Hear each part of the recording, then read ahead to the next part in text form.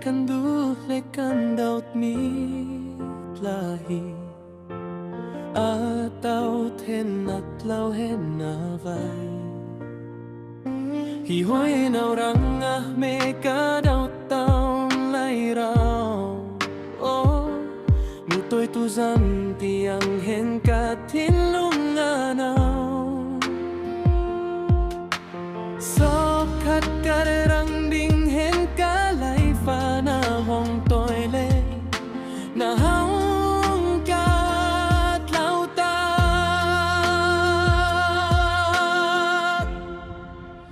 thầy cùng ra nạc giang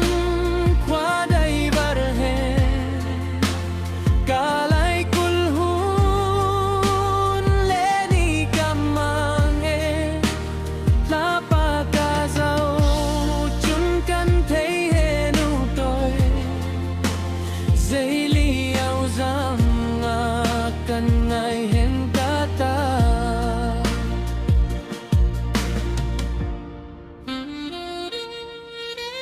Facebook, Instagram na hong ka blog list không sẽ lệ Cả hồi cầm moral là thâu khét Năn post cả giao hết Trùng là hình cần lòm pina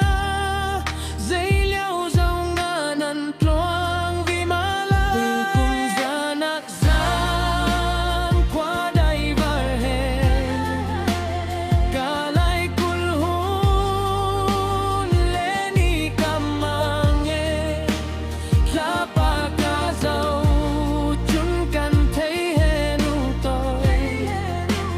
Dây li ao dâu nga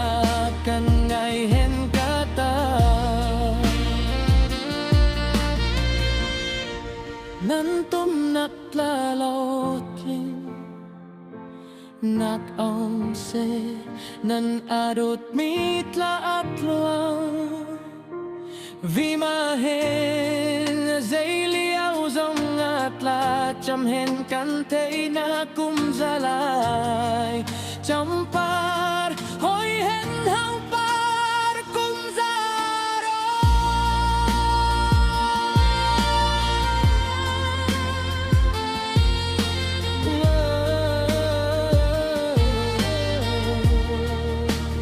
Te kum ra na giang qua đây var he Ka lai kul hun le ni kamang e La pa ka zau chun kan thei he nu tôi Dây li ao dong nga kan ngai hen ka ta Te kum ra na giang qua đây var he Ka lai kul hun le ni kamang e La pa ka zau chun kan thei he nu tôi Dây li ao dong nga kan ngai